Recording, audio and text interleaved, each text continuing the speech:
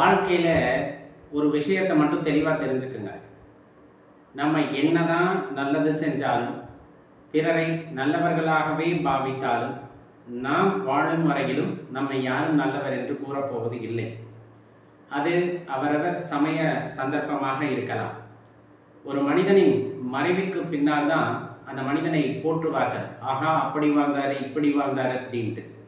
வாழும்போது யாரும் பெரிதாக போற்றுவதில்லை. காரணம் பல விஷயங்களாக இருக்கலாம். அரசியல் காழ்ப்புணர்ச்சியாக இருக்கலாம், அல்லது பொறாமையாக இருக்கலாம், நம்மளால் அப்படி இருக்க முடியலையே அப்படிங்கிற எண்ணமாக இருக்கலாம். இந்த மாதிரி பல்வேறு வகையில் சொல்லிக்கிட்டே போகலாம்.